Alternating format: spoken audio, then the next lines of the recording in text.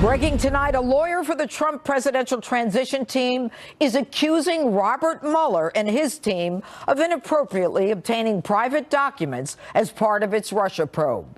Hello and welcome to Justice. I'm Jeanine Pirro. Thanks for being with us tonight. We're learning a lot about a letter sent to lawmakers.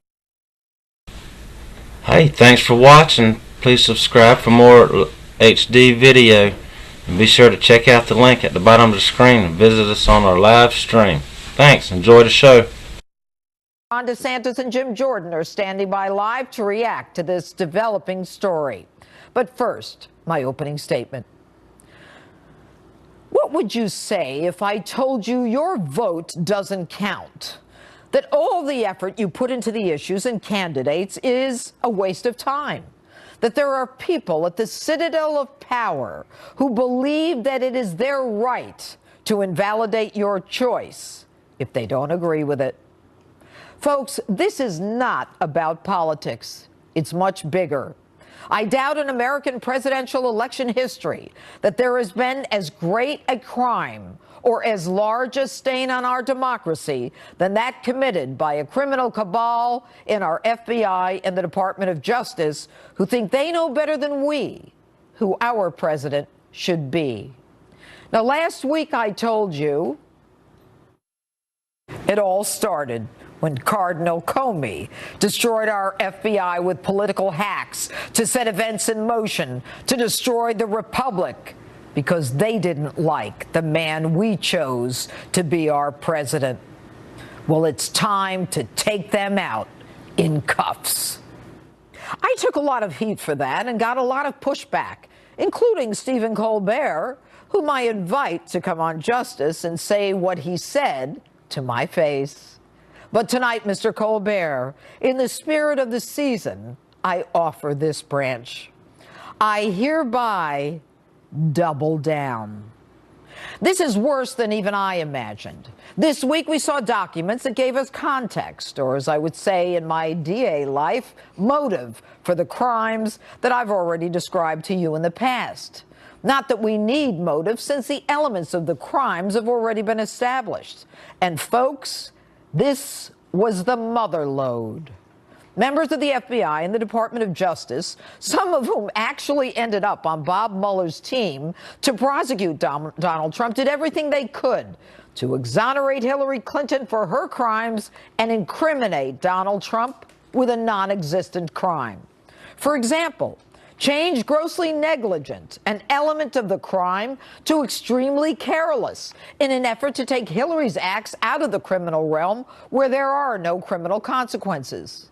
Example, remove reasonably likely hacked by other countries to possibly, to make it appear that there was no hacking of our classified material on Hillary Clinton's completely unsecured server, which the Romanian hacker Guccifer told NBC News from a prison in Bucharest was as easy as opening an orchid on the internet. The person responsible for changing the language from incriminating to innocent is Peter Strzok, a button man in the crime family of James Comey. Strzok, the same man who oversaw the creation of the Trump dossier, the one bought and paid for by the Clinton team, and sat in on Hillary Clinton's interview, who agreed that her aides, Cheryl Mills and Numa Abedin, could be interviewed together, unheard of in law enforcement, and also Strzok, the one who interviewed Michael Flynn, the only one charged with anything. Strzok was a student of Andrew McCabe, deputy director of the FBI, and according to the Wall Street Journal, Strzok, his gumad, Lisa Page, and McCabe met at around the same time the FBI launched its counterintelligence investigation into possible Trump-Russia ties. Strzok, since he's head of the counterintelligence unit, is reported to have signed the affidavit based on the false dossier for the FISA warrant on Trump and his associates. Now, this crime family shows its motive and clear intent in August of 2016 when Soldier Strzok says in a text, I want to believe the path you threw out for consideration in Andy's office, an apparent reference to Deputy FBI Director Andrew McCabe, that, back to quotes, there's no way he gets elected, but I'm afraid we can't take that risk. It's like an insurance policy in the unlikely event you die before you're 40. Close quote. An insurance policy? The deputy director of the FBI, his deputy assistant director, and his girlfriend in the FBI legal department plotting a scheme in the unlikely event that Donald Trump gets elected? They're not willing to take the risk that will elect him, and so the conspiracy to interfere with the election of Donald Trump is hatched. And later, the deputy director and his gomad pay compliments to each other, saying they are both fortunate that they were meant to protect the country from that menace.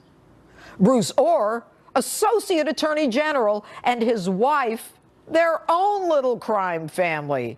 You'll recall Fusion GPS is the company that hired Christopher Steele with Hillary's money to create a false dossier on Donald Trump.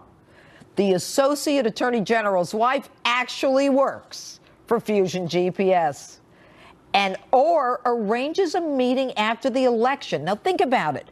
After the election with Fusion GPS, which could be for the purpose of covering his own tracks or to get their stories straight in case someone talks.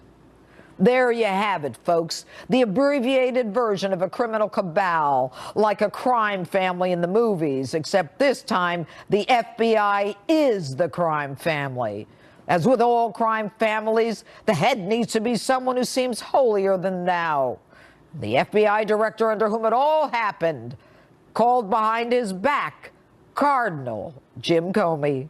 His consigliere, Andrew McCabe, the lawyer making sure that his wife got Clinton cash to run for office and violating any statute that got in his way.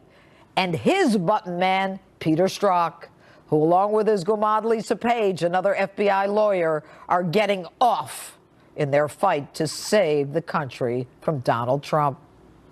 Sounds far-fetched, doesn't it? It's not. There's a core group of arrogant, corrupt, and lawless individuals that felt that they, and not we, should decide a presidential election. And when they failed, they conspired to create the false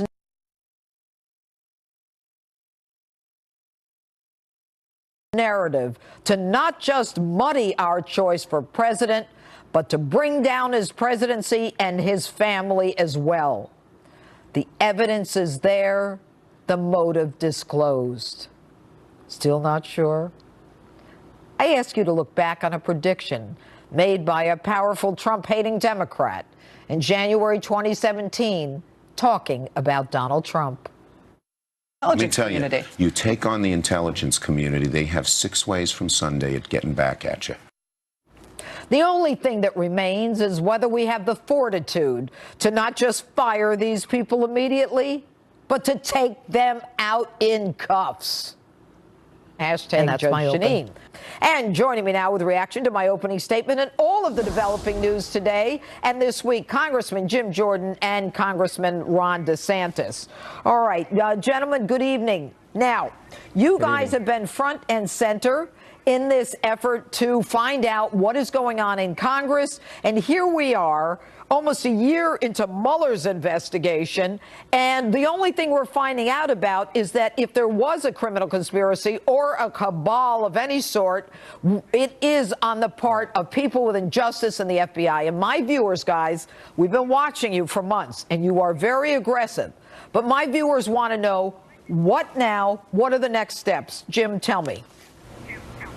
Well, we're going to subpoena Andrew McCabe, subpoena Peter Strzok. And first of all, Judge, your opening was perfect. That lays out the entire story. Bruce Orr, Peter Strzok are central to this. So subpoena Andrew McCabe, Bruce Strzok, Bruce Orr, his wife, and Lisa Page. And I also think the chief of staff of the FBI needs to be brought in. So let's get all the documents. Let's bring them in for depositions. And let's put them on the same witness stand that Rosenstein said on last week and Sessions said on a few weeks ago, and ask them the same tough tough questions so the American people can get the answers. But we need the documents, we need to depose them, and then we need to subpoena all those individuals. All right, Congressman DeSantis, how long is that going to take? If my viewers are listening, look, they hear you guys, they know you're both very aggressive. What is going to happen?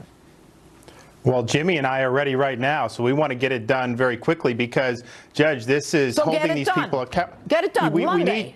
We should look. I'm there if we can do that. We need to get support from the chairman of the committees and the leadership. I think we actually are going to get that. But unfortunately, Jimmy and I can't just do depositions on our own. So we're working that, and I think we can do it. But here's the thing. All those guys need to be held accountable for what they did, but it needs to be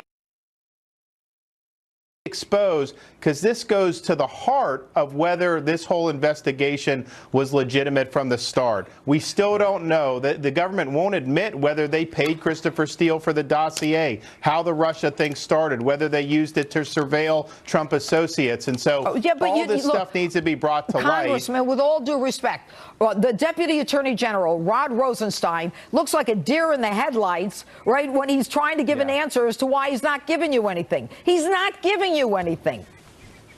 Well, we actually, Devin Nunes, to his credit, is going to pursue, and I'll be very supportive of this, as Jimmy will be, contempt of Congress on Rosenstein and on the FBI director if they don't produce the answers to those very simple questions. You send them a letter. You say show up. They don't show up. Then you subpoena them. All right? And then they come in. Do they take the fifth? What happens then? Well, I think we can vote on the contempt before we go for the rest at the end of the year, and we should do that. And I think that it would pass overwhelmingly. What do you think, Jim? Congressman, I think we bring him in. And Chairman, now you're fine. Chairman Goodlatte has told us he is going to subpoena those individuals, bring them in with the documents, depose them, and put them on the witness stand. If they take the fifth, they take the fifth. But Ron is exactly right. There are two fundamental questions. Did the FBI pay Christopher Steele, the author of the dossier? And was the dossier the basis for getting warrants to spy on people associated with President Trump's campaign? If the answer is yes to either of those questions, then this is as terrible as it gets, as wrong as it gets. This should never happen in the United States of America. So that's why this is so fundamental. It is fundamental. I can't agree with you more. But these people are still getting a check from us. Not only should they not be working for us and getting a check, I mean, they should be, as far as I'm concerned, indicted. If Jim Comey and Loretta Lynch couldn't put together a grand jury on Hillary Clinton, then, you know, at least at this point, Jeff Sessions should start putting together a grand jury on this stuff. Let me ask you a question, Congressman DeSantis. On November 13th, Jeff Sessions, the Attorney General, says, I'm going to put people, some of the principals of my department, to decide whether we should look at Uranium One. Have you heard anything since November 19th? November 13th? Not from the Attorney General, we haven't. Now, I will tell you, Judge, we will have news on that. I have a lot of documents from this informant. We're going through them. He is going to testify. There's a lot of information there, but it's all being done with the Congress, working with the informant. The Justice Department has not helped at all. Okay, and the informant that you're talking about is the one from the Russia case where, you know, Holder and Loretta Lynch told him that he couldn't talk to anybody. That's right. Okay. Jim, Congressman Jordan, I'm going to go to what we're just hearing about today, and that is that the Mueller has sought information and got information improperly from the transition team or transition documents in the GSA in the Russia probe. And apparently they're saying that it was unauthorized, that he didn't have the right to do it. He didn't follow protocol. What do you know about that, Congressman? Just what you're telling me, I have not looked at that in depth, but I will tell you this: and when you went through your whole series of what took place here, you talked about Bruce Orr meeting with the founder of Fusion GPS, Glenn Simpson, after the election. Right. And you think, why would they meet after the election? Maybe it was to get their story straight. Maybe it was to look at ways to cover up their track. But it also could be, how are we going to double down and go after now President-elect Trump? Thinking about what Chuck Schumer said. So if that, maybe it was both. Maybe they're looking, how can we cover up, because our person didn't win the White House. Now what can we also do to go after the now President-elect Donald Trump? That is even scarier, too, if they decide. And think about when all the unmasking, when all the leaks took place, during the transition time. This is scary. And now this comes out about what Mueller was doing with the transition team. Again, this just underscores. Think about this is what amazes me. President Trump won in spite of the Republican establishment being against him, the Democrats being against him, the elite media against him. and the FBI and the Justice Department were against him, and still he prevailed. Still the American people said, we don't care about, we're making that guy our next president. We're putting him in the Oval Office. To me, that's the real story here. In spite of all that, he still won because the American people were so fed up with this kind of baloney. They wanted someone else in that place who could shake things up. And you know, the arrogance, the chutzpah of people in the FBI, Strzok, McCabe, Comey, Lisa Page, all of them saying, you know, we're going to change this, and the intelligence community going after him. But Peter now, Strzok, Judge, Peter Strzok thinks he's James Bond of the FBI. I mean, he had so much. He ran the Clinton investigation, ran the Russian investigation, did all these. Remember, he interviewed Mike Flynn. Yes. He interviewed Mike Flynn after he'd done all this other stuff. Maybe after he put this dossier together. Yeah, and then he interviews Mike Flynn, so that is scary as well. But he thought he was Mr. Super Agent Man, going to save the world from President Trump. But the voters had a different idea. Yeah, who should he wasn't exactly super agent when he was interviewing Hillary Clinton. That was one of the weakest interviews that the FBI has ever done. It wasn't he even didn't an even interview. confront her with any of her wrongdoing. It was a total snow job from the beginning. You know, Ron, I can't agree with him more. I mean, it was just a discussion. I'm sure they had tea, and that was the end of it, because they could have had her on perjury or lying to a federal officer in 1 second. Did you have classified information on that unprotected server? She says, yes, it's a crime. She says, no, it's a lie. And they didn't do it. But Congressman DeSantis, do you know anything about the latest with Mueller improperly obtaining transition documents in the Russia probe just coming out tonight? I just found out, but Judge, I think what this underscores is go back to Peter Strzok. He's the lead of the Hillary investigation. It was a patsy investigation. He's pro-Hillary. He's very anti-Trump, says it's his duty to get the FBI to stop him from being elected. So the difference between the lack of zealousness with Hillary's investigation and then getting any document under the sun with Mueller, they never used the grand jury with Hillary. They didn't do subpoenas or search warrants. Now they're trying to get everything they can. So do we have equal application of the law or not, or do we give some people a pass and then scorch the earth with other people based on their political Congressman affiliation? Jim Jordan, Congressman Ron DeSantis, you're out front there. You're at the tip of the spear. Thank you so much for being here tonight, both of you. All right, so what do? My next guest wants to hit the pause button on the Mueller investigation until we get the facts of what's really going on. Tom Fitton, president of Judicial Watch, is next on Justice, and later, Street Justice. Don't miss this one. Here we are at Bryant Park trying to find out what people would buy President Trump if he were on their gift list. Stay tuned to find out what everyone says.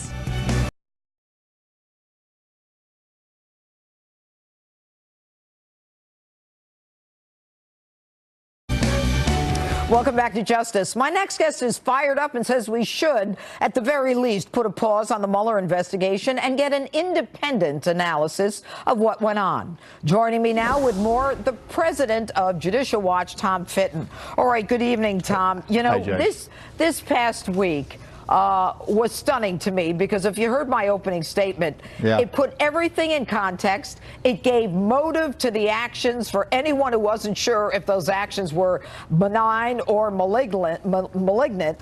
And to me, it is the dressing on the cake.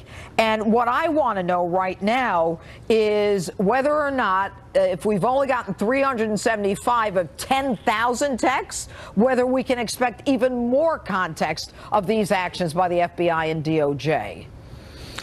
Yes, but they're not going to put out the material willingly. I mean, we've been fighting with them about these texts. They've been ignoring our request about the denial or the removal of Strzok from the Mueller investigation. So we just had to sue last week for the records. We know how whistleblowers are treated by the Justice Department and FBI if they think they did something wrong. In this case, we know what happens when they are protected. These two, Peter Strzok, are being protected, Lisa Page is being protected, Andrew McCabe is being protected, and Andrew Weissman, who is the number 2 at Mueller's operations, being protected. He's about as partisan as it comes. I don't understand why Rosenstein is frozen in place, and frankly, the FBI director, in handling this corruption that's going on right in front of them. Here's the bottom line. Rod Rosenstein and Christopher Wray, they need to fire all of those individuals. These guys don't have a right to a job. They don't have a right to collect money that we're paying for when they are accused of all of these actions. And now, if we had a grand jury, this could be proven in a second. In November, the Attorney General talks about, well, I'm going to look at this uranium one and put people from the Justice Department in to decide whether we should look at whether you should look at it. Everything about that is a pay for play. But let me ask you this. There is a sound. We have Senator Ron Johnson, who was on my colleague Tucker Carlson's show a couple nights ago. I think we have it. So what can you do? Well, we'll keep making these things public, and hopefully public pressure will force the FBI to come clean if they really want to remove the suspicion surrounding not only what happened back under the Hillary Clinton email investigation, but currently what's happening under the Mueller investigation. I'm not saying that. Okay, so, Tom, what, hopefully public pressure? What's the public going to do? Come out like a lynch mob? No, public pressure doesn't help. We need someone with a grand jury or the authority of law. What do you suggest? Well, in fact, Congress, FBI can't spend $1 without Congress appropriating it. So for senators to say they just have to rely on public pressure like they're an average citizen, it's a bit odd to hear. Look, we're suing in court. Frankly, we get documents Congress can't get, so I'm quite confident we'll get something that Congress isn't even getting. And you know what I think is very interesting? Now, General Flynn's case is before Judge Sullivan, who granted us discovery in the Clinton email case. He has a record of not being terribly patient with government misconduct.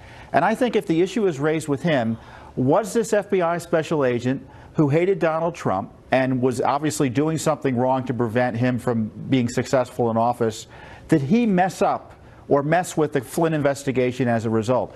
Is the Flynn investigation, is the plea deal clean?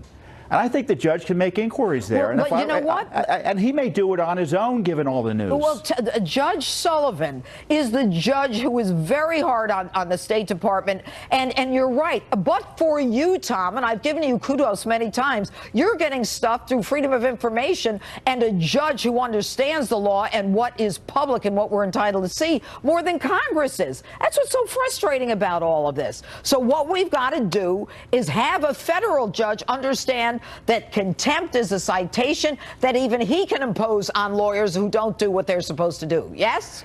I agree. And you know what else can happen? The president can take steps to make sure the American public knows what its Justice Department and FBI have been up to. Because right now, the agencies on their own are stonewalling both Judicial Watch and Congress. And the president can intervene and say, look, you've got to release documents according to law here. Stop playing games. Stop telling people they have to wait years for documents. I agree. When you can release them tomorrow. Release the text. All right. Tom Fitton, thanks for everything you do. Thanks for being on with us tonight. And Street Justice still ahead. And next, the panel is popping. Dan Bongino ready for battle and Chris Hahn right here in studio. The debate is about to begin. Don't go away.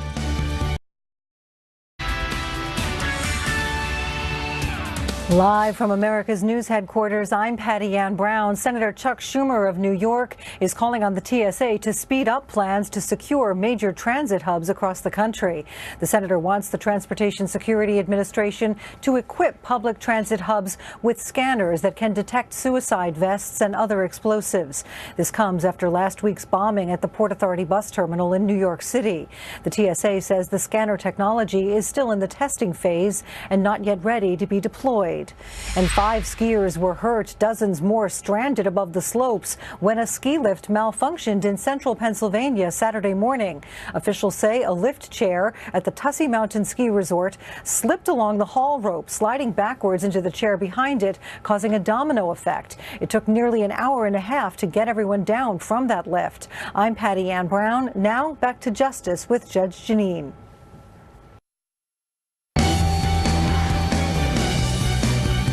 They're spending millions and millions of dollars. There is absolutely no collusion.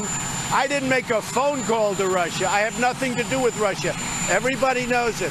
That was a Democrat hoax. It was an excuse for losing the election. And it should have never been this way, where they spent all these millions of dollars. That's President Trump again reiterating no collusion with Russia and trying to actually get things done in that swamp called Washington, like tax cuts.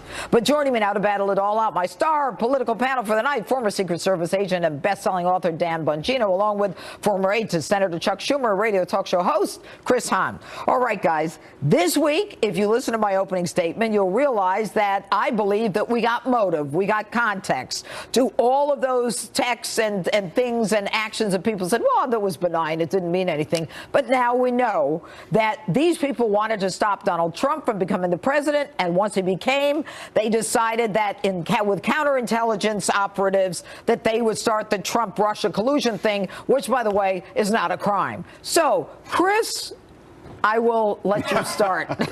Well, look. I think the worst thing that could happen right now is for the president or anybody who supports him to try to interfere with the Mueller investigation. What Mueller investigation? Look, there's an investigation going on. Let it play out. Let the chips fall where it may. And if it goes off in a tangent like Ken Starr did, it won't be that big of a deal. Well, but it is a tangent. I'll tell you why it's a tangent, because they got Manafort on tax with Gates, and then they've got Mike Flynn for lying, having nothing to do. We don't know exactly why Mike Flynn pled guilty, and we're going to find out why he pled guilty to lying to them. Right. That was the lower Bongino hit crime. it. Dan hit it. Yeah, Chris, here's where you're wrong on this, Chris. I always love debating you, but you're always wrong, unfortunately.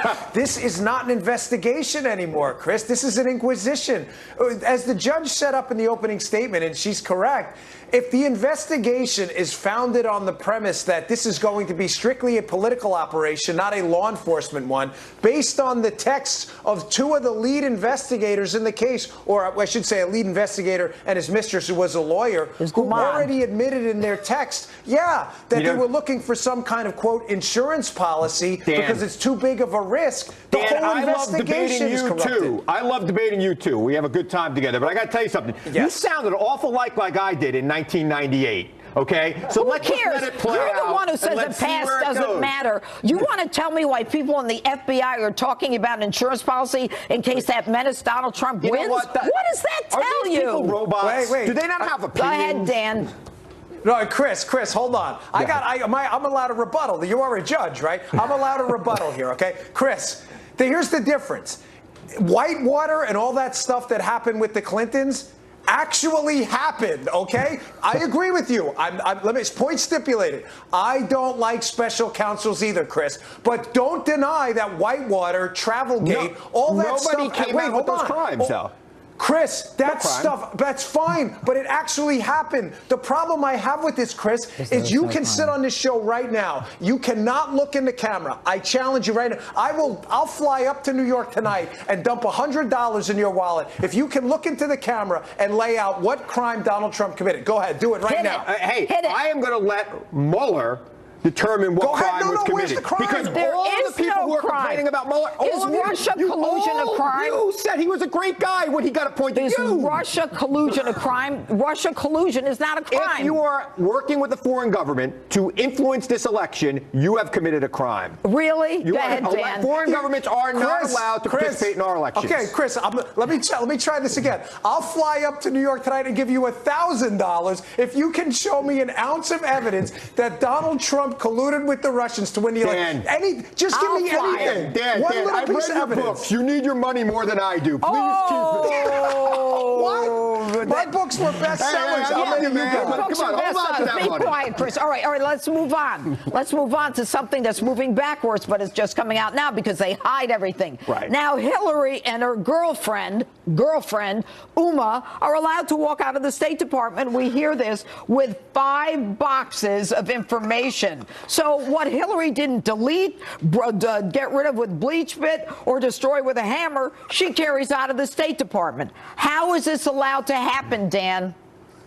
Judge, I was a former investigator. This is the craziest thing I've ever heard. Let me double down on you. Not only that, Judge, when they go in and interview them about the email scandal, they give them back the computers. Yep. I mean, what kind of, Judge, you're familiar with chain of custody and evidence, right? You give them the crime, if this was a murder weapon case, right? Do you give the gun back to the murderer and go, hey, by the way, keep this for us for a court date later? This is the dumbest thing I have ever heard. Yeah. Okay, why are they allowed to take things out? She did have some photos on the wall. Give her a break. We don't know her in those boxes. Photos on the walls? Conspiracy nonsense. Let me tell you, the idea that you destroyed 33,000 emails of yoga classes, which she apparently didn't go to, and her daughter's wedding, okay, is ridiculous. You know it, and I know it. You planned the wedding. You know how hard it is to plan a wedding. Yeah, and I did it in no time. No, it's not such a big deal. And you know what? If you use money from the Clinton Foundation to pay for the wedding, it's even easier. Come on now. All right, no, you come on. There's no evidence. All right, Give me one. You know what? You show me. Give you $1,000 if you promote some evidence. Show me one iota of evidence that this Clinton Foundation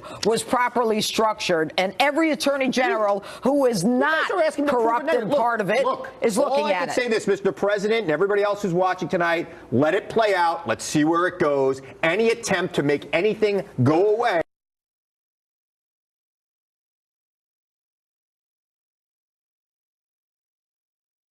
is going to make it worse. We saw what happened in Alabama, and look. No, we're not talking about Alabama. We're talking about evidence. It has a lot to do with it. Now, Dan, let me ask you this. Mueller apparently calls GSA and says, I want documents from the Trump transition team because they had been apparently working in GSA offices, documents that some are protected by presidential privilege, attorney-client privilege. Mueller doesn't go about getting subpoenas and doing what he's supposed to do. He just bullies his way in and gets it. Why do you think Mueller would do that?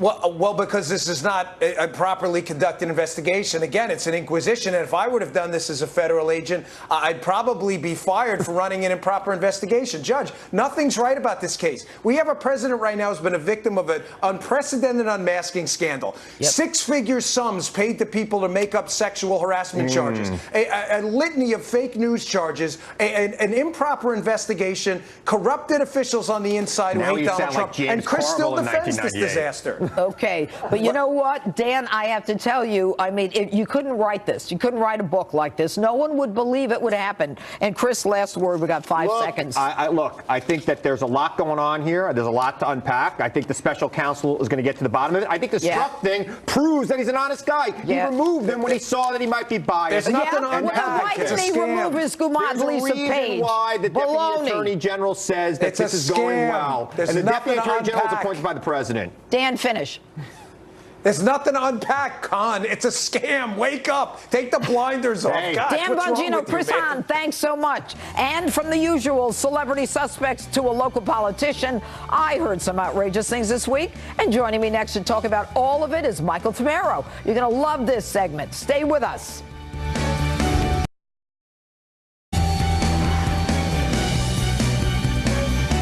Violence in Chicago is out of control. So take a listen to what one Chicago politician thinks is the answer to help fight that violence.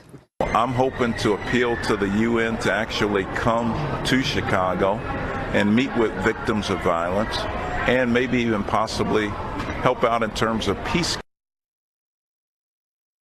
efforts, because I think it's so critical for us to make sure that these neighborhoods are safe. UN peacekeepers? Are you kidding me? And that's just one of the most outrageous things I heard this week. And joining me now to talk about it all, Michael Tamero, host of In the Foxlight. Yes. All right, Michael, hit it. What do you think? What do you think of that? I mean, as if the minority communities of Chicago have not suffered enough under liberal Democratic rule for decades. This guy wants to bring in the very forces who most recently been accused of all sorts of scandal and abuse in places like Haiti and abroad. Right. But, you know, it's sort of like the ultimate liberal, like, obsession. But you know, this whole idea with the liberals and their global impression of the world, what makes them think the UN and not the local police, the state's attorney, the United States attorneys? Maybe they ought to try prosecuting crime, making sure that they have informants, that they go in there. I used to talk in the south side of Chicago when I had a court show there. I got to tell you, the cops didn't even want to go with me. It was so dangerous. They wore Kevlar. I just wore a dress. Well, it's like one more example of liberals trying to subvert the national sovereignty of this country to outside groups. Exactly.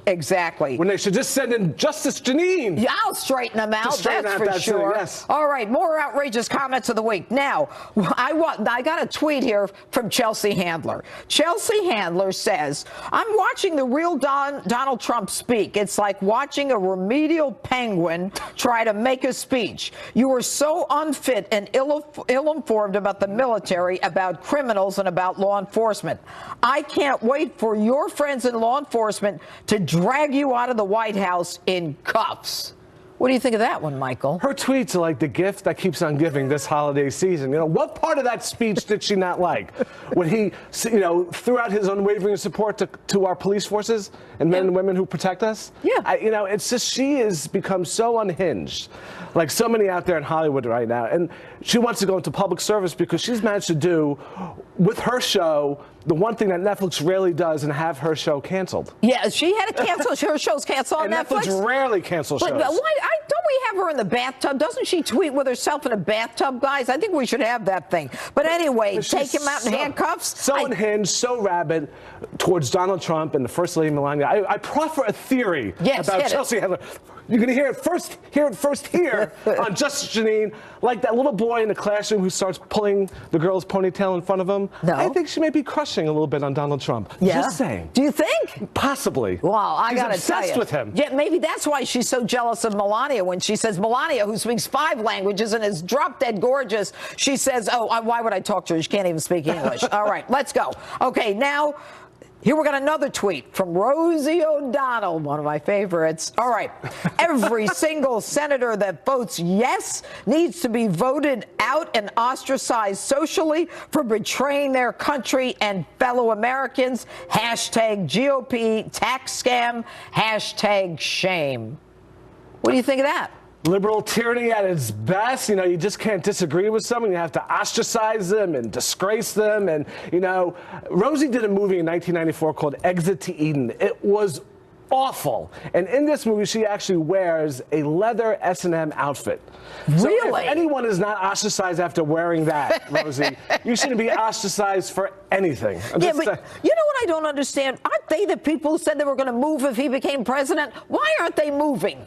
Liberals rarely live up to their promises. But, you know, it sort of reminds me, all these Hollywood hysterics and the Hollywood people on Twitter, reminds me of that last night in 1980 during the Reagan campaign when the hecklers were trying to drown him out. And I sort of wished Donald Trump would channel that moment when Reagan just leaned into the microphone and said, shut up. Oh, yeah. And the place went wild. I love it. I love it. Don't we both wish? Anyway, Michael Pirro, love having you on Justice. Thanks so much. 'Tis the season for And Street Justice is next. Stay with us. Critics are all in for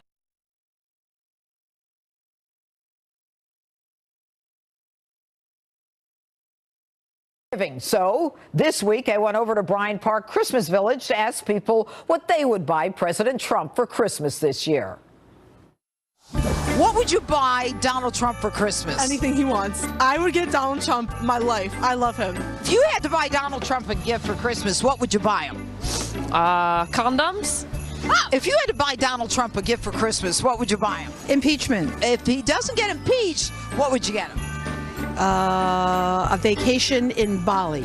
Didn't Hillary get money from Bali? No, Hillary did everything right. And there you have it from Manhattan. If Donald Trump were on your Christmas list, you had to buy him a gift, what would you buy him?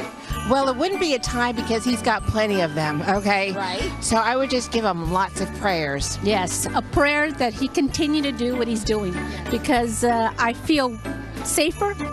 I feel that we are finally coming around, and I have a feeling that with God's help, he's going to unite us all. All right, Brixton, if you had to buy Donald Trump a gift for Christmas, what would you buy him? Come here. Good. Would you give him a kiss? Okay, I think he's kind of giving him a smooch. If you had to buy Donald Trump a Christmas present, what would you buy him? Oh, man. I know That's a tough one, I know. I wouldn't give him $1 million because that would mean nothing. I think a heartfelt thank you from the bottom of my heart, and I can't wait to vote again for you in 2020. We'll have to do. A big American flag. A hat and a scarf. Make sure he's warm in the White House. Yeah, that's a good idea. A heart pillow, because I love him. Aw, and you? Oh, probably a bottle of champagne to celebrate him being a president. And us But he doesn't drink alcohol. He never drinks. Well, then we'll get him some sparkling apple juice. Buy him a muzzle. I'll bet you two have a great relationship. How about a Hillary Clinton dartboard? So here I am at the Truffleist at Bryant Park, and I think this is the perfect place to actually buy something for President Trump. truffle oil. If you were going to buy something for President Trump, if he were on your list, what would you buy him? I'm buying him truffle oil. What are you buying him? I'm going to buy him the wall. Will you help him build it? Absolutely not, but I got truffles. If you had to buy President Trump a gift for Christmas, what would you buy him? Oh my gosh, something gold. Yeah? Something beautiful. Maybe a nice pin. A nice pin? A nice pin, so he can sign all those correct orders in for our country. So you like those executive orders? I most certainly do. Okay, but what do you think he needs? Oh my God, he needs more support. Yes. That's what he needs. America, step up, let's go. Okay, goodbye, Brookston. Merry Christmas. We'll be right back.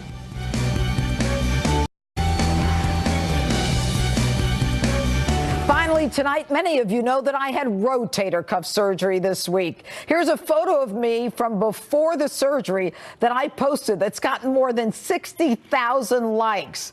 And I want to thank all of you for your support and your messages and your prayers. And that's me right after the surgery. I'm smiling because I'm still high from the whatever, and I think everything is so cool. But the truth is, I'm back at home with Lancelot with an ice shoulder cuff, which is phenomenal, that I put on my shoulder. And I want you all to know I'm doing well, and I want to thank my doctor, Dr. William Levine at Columbia Presbyterian Hospital, and the team there. They were phenomenal. And Dr. Robin, who gave me the anesthesia, was great. That's the sound for me to get out. Anyway, don't forget to friend me on Facebook, follow me on Twitter.